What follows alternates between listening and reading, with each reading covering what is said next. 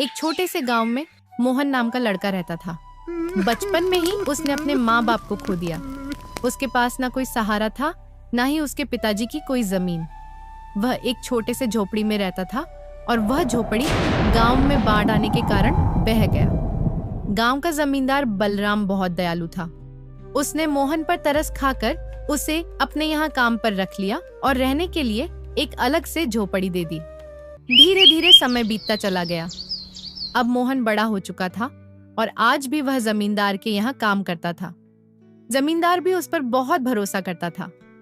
एक दिन मोहन से कहता है, मोहन बेटे, तुम अब शादी क्यों नहीं कर लेते? अब तुम्हारी शादी की उम्र हो गई है। तुम्हारी पत्नी आएगी तो तुम्हारा आधा काम वह संभाल लेगी, तुम्हारा घर संभाल लेगी, तुम्हारे खाने पीने का इंतजाम हो जाएगा। और मेरी भी अब उम्र हो चली है। पता नहीं कब भगवान का बुलावा आ जाए, मेरे सामने तुम्हारी शादी हो जाए तो मैं भी तुम्हारे लिए निश्चिंत हो जाऊंगा। अरे सेठ जी, ऐसा क्यों कहते हो? आपको मेरी उम्र भी लग जाए, आपके सिवा मेरा है ही कौन यहाँ? आपने मेरे लिए बहुत कुछ किया है। बचपन से लेकर अब तक आपने ही मुझे माता पिता दोनों का प्यार दिया है। आपका उपकार तो मैं कभी नहीं चुका सकता। उपकार की बातें छोड़ो मोहन, बताओ शादी करोगे? लड़की मैं ही देखूं या तुमने कोई देख रखी है? नहीं सेठ जी, मेरी नज़र में कोई लड़की नहीं है। आपको जैसा ठीक लगे आप वही करिए। मुझे आप पर पूरा भरोसा है। आप मेरे लिए भगवान से कम नहीं हो। आप जो निर्णय लेंगे वही उचित होगा और मेरे भले के लिए ही होगा। अब आप ही मेरे पिता समान हो। अच्छा भाई, ठीक है। मेरी नजर में तुम्हारे लिए एक बहुत अच्छी लड़की है। और हाँ, तुम शादी के खर्चे की चिंता मत करना, वह जिम्मेदारी मेरी हुई। आखिर पिता का दर्जा दिया है तो मेरी बात भी माननी पड़ेगी। जी मालिक, जैसा आपको ठीक लगे। बलराम का एक बेटा भी था जो यह सारी बातें सुन लेता है और गुस्से से अपने पिताजी के पास जाकर कहता है, पिताजी, यह आप क्या कह रहे हैं? आपको क्या जरूरत है मोहन की शादी का खर्च उठाने की?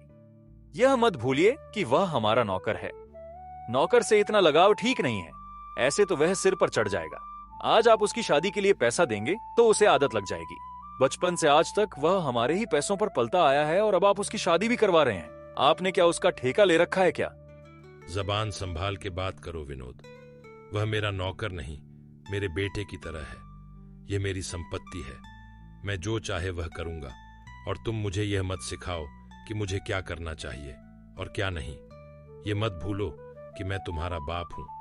पिताजी, आप ठीक नहीं कर रहे हैं। मैं आपका बेटा हूं, वो फटीचर मोहन नहीं।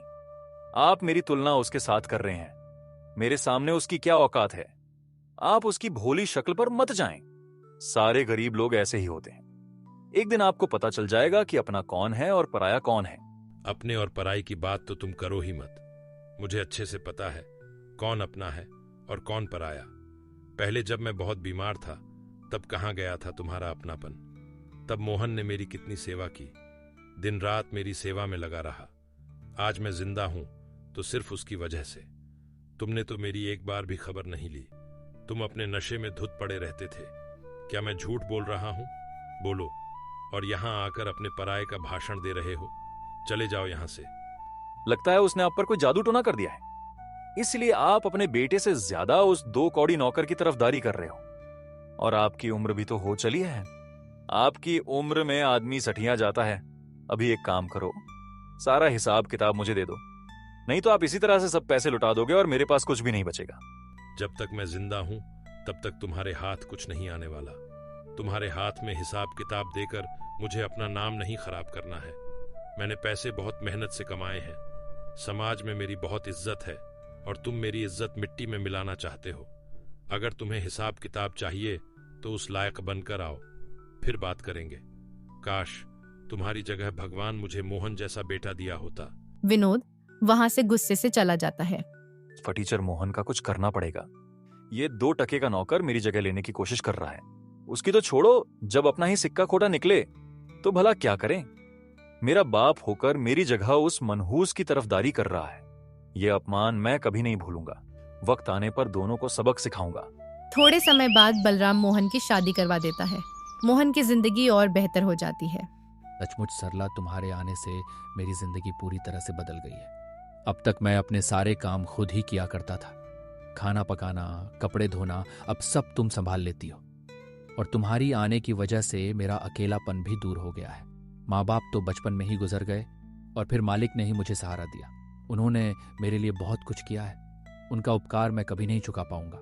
आज तुम मुझे मिली हो तो सिर्फ उनकी वजह से। मालिक मेरे लिए किसी भगवान से कम नहीं, ये बात तुम भी हमेशा याद रखना।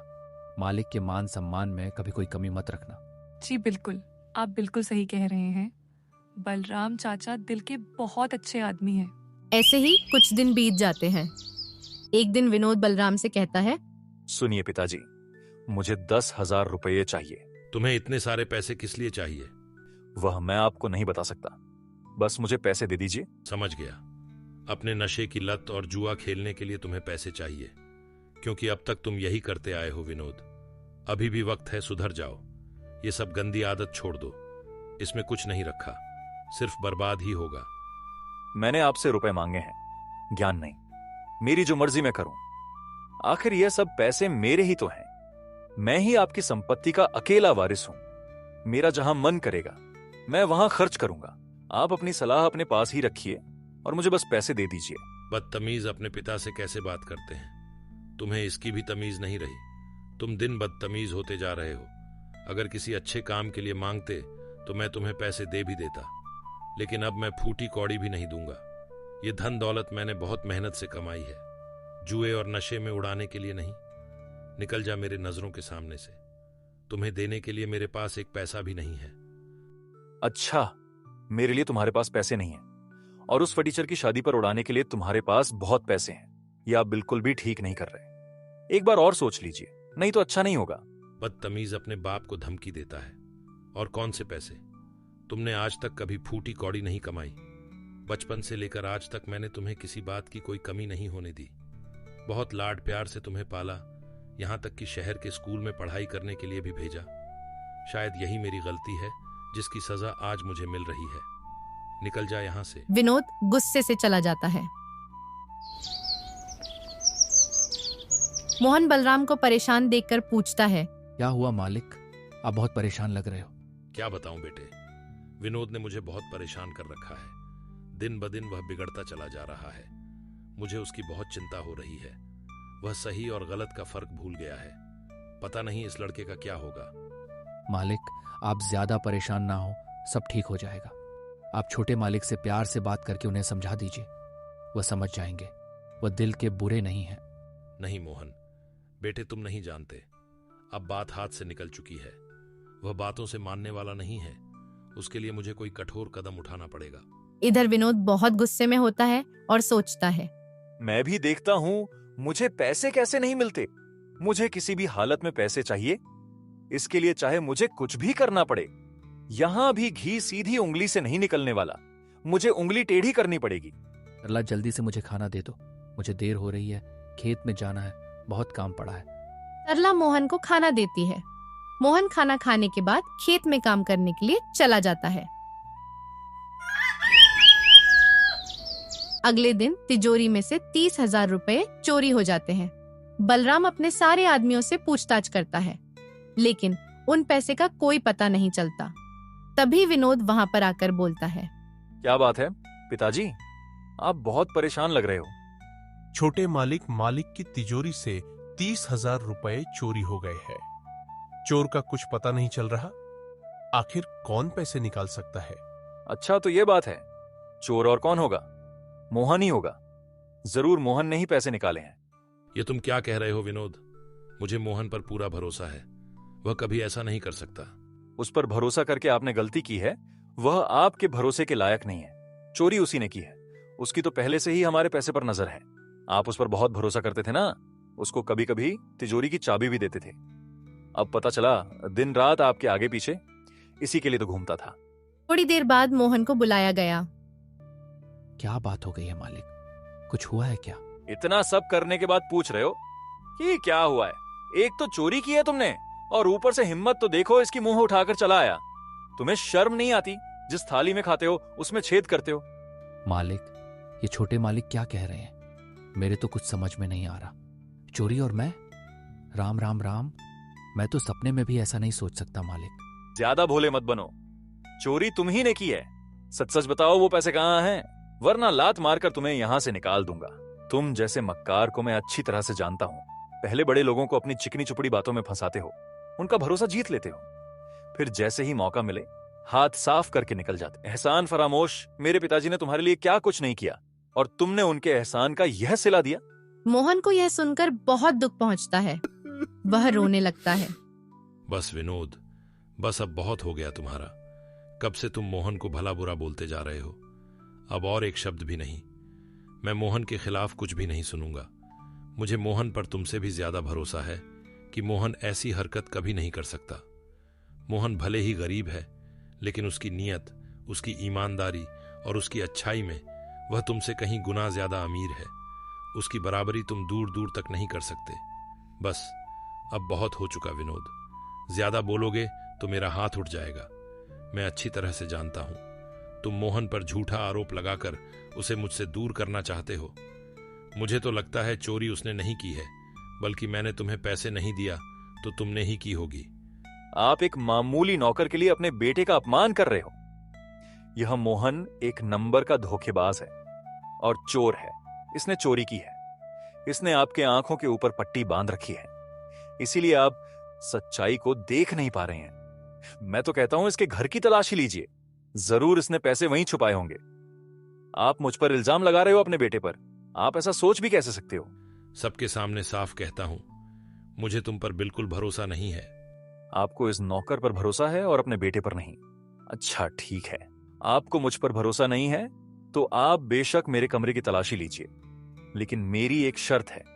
मेरे कमरे की तलाशी के बाद आपको मोहन के घर की भी तलाशी लेनी होगी, तभी दूध का दूध और पानी का पानी हो जाएगा। फिर विनोद के कमरे की तलाशी ली गई, लेकिन उसके कमरे से वे पैसे नहीं मिले। देखा, आप सबको नहीं मिले ना पैसे। मैं आपको कब से कह रहा था कि पैसे मोहन ने ही चुराए हैं। एक बार उसके घर की भी तलाशी ली जानी चाहिए। छोटे मालिक बिल्कुल सही कह रहे हैं। मोहन के घर की तलाशी लेते हैं। फिर मोहन के घर की तलाशी ली जाती है और मोहन के घर में पैसे मिल जाते हैं। यह देखकर मोहन को बहुत बड़ा धक्का लगता है कि आखिर उसके घर में पैसे आए कहां से। ये लीजिए मालिक, मोहन के पलंग के नीचे रखे थे। देखा पिताजी आपने, मैं आपको कब से कह रहा था कि पैसे मोहन ने लिए हैं, लेकिन आपने मुझ पर भरोसा नहीं किया। अब पता चला अपना कौन है और पराया कौन। बलराम को भी बहुत बड़ा धक्का लगता है। वह कुछ भी नहीं बोलता, बस चुपचाप खड़ा रहता है। बोली ना, अब आप चुप क्यों खड़े हो? नहीं मालिक, यह सच नहीं है। मैं नहीं जानता मेरे घर पर पैसे कैसे आए, लेकिन मैं ऐसा काम कभी नहीं कर सकता। मैं चोरी कभी नहीं कर सकता। मालिक, मेरा भरोसा कीजिए। चुप कर धोखेबाज। आज तुम्हारी वजह से पिताजी को कितनी ठेस पहुंची है। वह तुम पर कितना भरोसा करते थे। मुझसे भी ज्यादा तुम पर भरोसा था। तुमने उनके साथ विश्वासघात किया है। तुमने आज पिताजी का दिल तोड़ दिया है। सबूत सबके सामने है कि चोरी तुमने ही की है। अब और कहने को बचा ही क्या है? पिताजी, मैं तो कहता हूं इस धोखेबाज को पुलिस के हवाले कर देते हैं। नहीं मालिक, मैंने चोरी नहीं की है। आप तो मेरे लिए भगवान समान हैं। मैं आपके घर में चोरी नहीं कर सकता। कुछ बोलिए मालिक, ऐसे चुप मत रहिए। पिताजी, ऐसे लोगों को छोड़ना नहीं चाहिए। मैं अभी पुलिस को बुलाता हूं। नहीं, तुम पुलिस को नहीं बुलाओगे। चलो यहां से। लेकिन पिताजी, आप इसे ऐसे कैसे छोड़ सकते हैं? इसको सजा तो मिलनी चाहिए। मैंने कहा ना, तुम पुलिस को नहीं बुलाओगे। मुझे कोई शिकायत दर्ज नहीं करवानी। चलो यहां से। ऐसे मत जाइए मालिक, कुछ तो बोलिए। आप मुझसे रूठ जाओगे तो भगवान मुझसे रूठ जाएगा। मालिक, मुझसे बात कीजिए मालिक। खबरदार, अगर मेरे पिताजी के पास आने की भी कोशिश की आज के बाद, अगर हमारे घर के आसपास भी दिखे तो तुम्हारी टांगे तोड़ दूंगा। शुक्र मनाओ मैंने पुलिस नहीं बुलाई। पिताजी ने तुम पर और एहसान कर दिया है, नहीं तो आज तुम जेल में होते। बलराम एक शब्द भी नहीं बोलता। मोहन बलराम को मनाने की बहुत कोशिश करता है, रोने लगता है, लेकिन उसकी बात कोई नहीं सुनता। बलराम वहां से चला जाता है।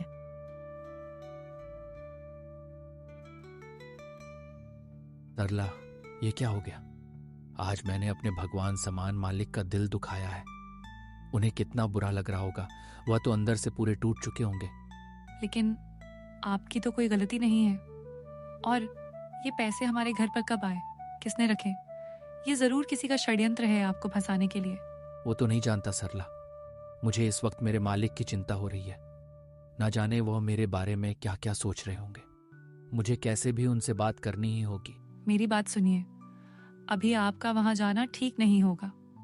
आपने देखा नहीं, आपकी बात किसी ने नहीं सुनी। कोई भी आप पर भरोसा करने के लिए तैयार नहीं है।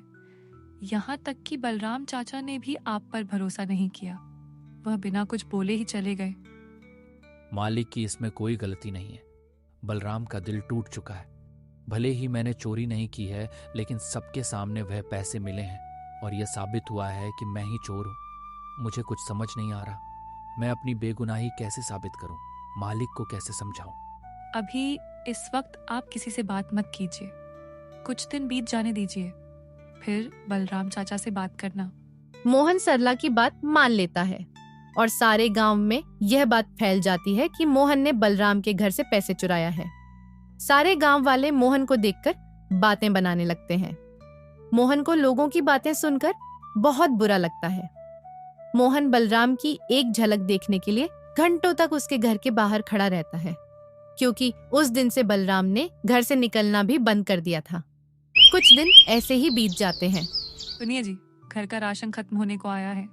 आटा बस 2 दिन का ही बचा है। आप अपने मालिक के भरोसे और कितने दिन बैठेंगे? मुझे नहीं लगता कि अब वह आपको काम पर बुलाएंगे। आप कुछ और काम देख लीजिए, नहीं तो हमारे घर का गुजारा कैसे होगा? हमें तो भूखे रहने की नौबत आ जाएगी। तुमने मुझे पहले क्यों नहीं बताया कि घर का राशन खत्म हो गया है? अब बता रही हो। कैसे बताती? आप दिन रात सोच में डूबे रहते हो, ना ठीक से खाते हो ना सोते हो। मेरी मानिए, आप उस बात को भूल जाइए और आगे बढ़िए। मैं अभी गांव में काम देख कर आता हूँ, शायद किसी के पास कोई काम मिल जाए। फिर मोहन गांव में निकल पड़ता है और एक दुकानदार से पूछता है, राम राम भैया, मैं काम की तलाश में हूँ। मुझे काम की बहुत जरूरत है। घर की हालत बहुत खराब है। क्या आपके यहाँ कोई काम मिल सकता है? आपकी बड़ी मेहरबानी होगी।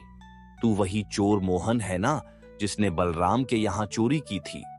मेरे पास तेरे लिए कोई काम नहीं। क्या पता कल को तू मेरी दुकान चुरा ले। निकल यहाँ से।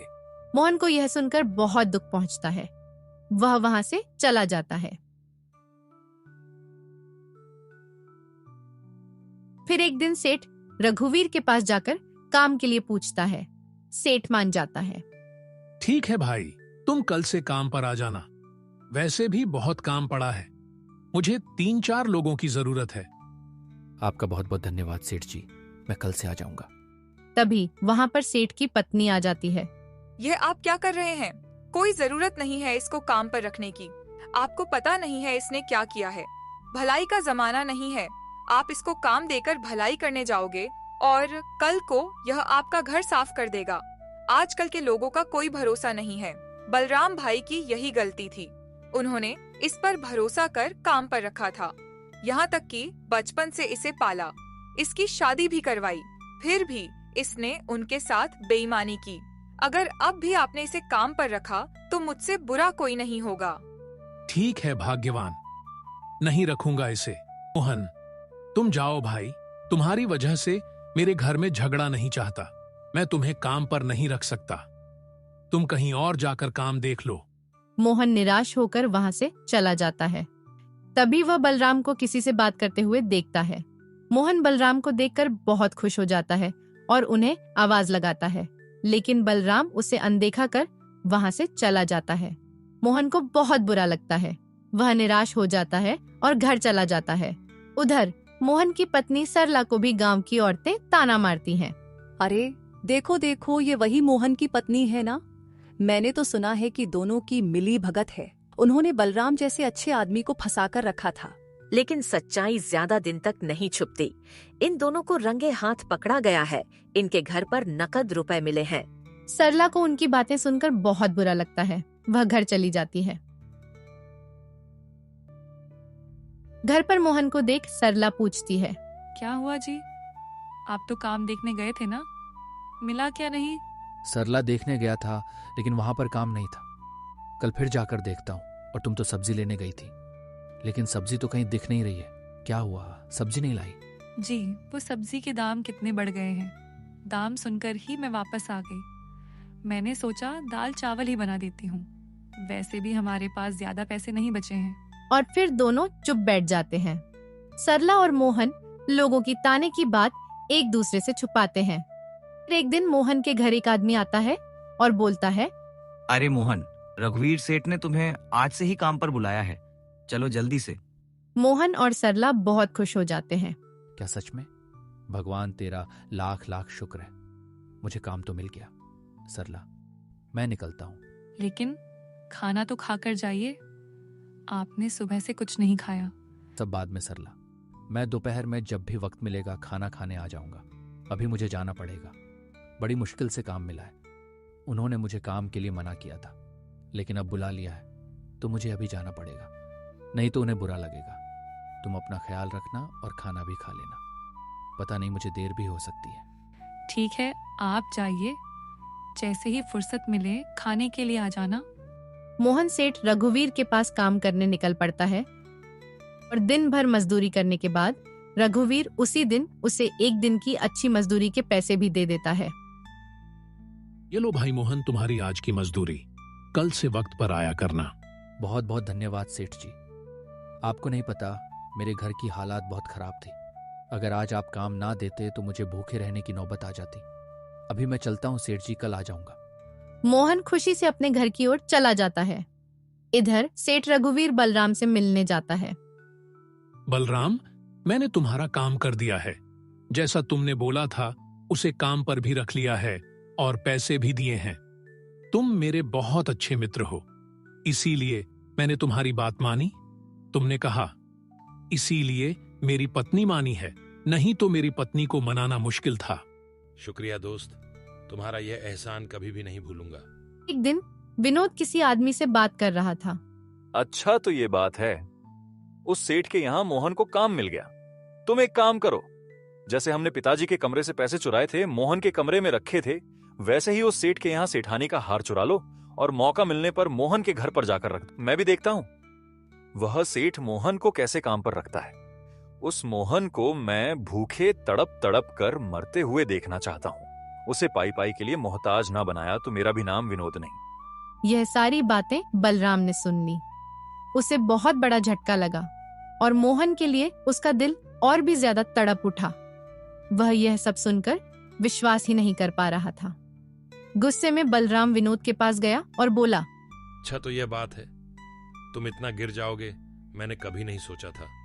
उस बेचारे मोहन ने तुम्हारा बिगाड़ा क्या है जो तुम उसकी जिंदगी बर्बाद करने पर तुले हुए हो। मुझे लगा तुम सुधर गए हो, लेकिन मैं गलत था। तुम कभी नहीं सुधरोगे। तुम ही इतना गिर गए कि खुद के घर में तुमने चोरी की और इल्जाम बेचारे उस मोहन पर डाल दिया। तुम्हारी इस गंदी हरकत की वजह से उसे कितना कुछ झेलना पड़ रहा है, यहां तक कि उसके लिए तुम पुलिस भी बुला रहे थे।